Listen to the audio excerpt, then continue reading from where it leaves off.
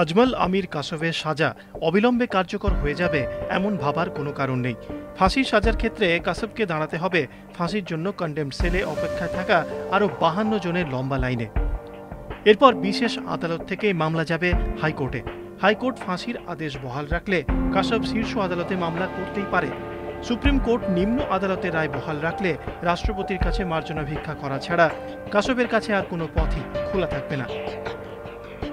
আর এখানেই সময়ের গেরোয়ে বেশ কয়েক বছর পৃথিবীতে কাটানোর সুযোগ পেয়ে যাবে কাসব।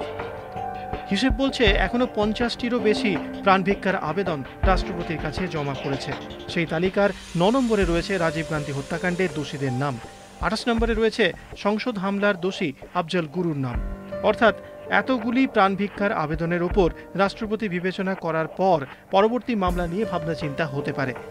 স্বরাষ্ট্রমন্ত্রী পি চিদম্বরম বলেছেন, আইনানুযায়ী প্রাণভিক্ষার আবেদনের ক্ষেত্রে রাষ্ট্রপতি শেষ কথা বলবেন, তাই অপেক্ষা করা ছাড়া আর কোনো উপায় নেই।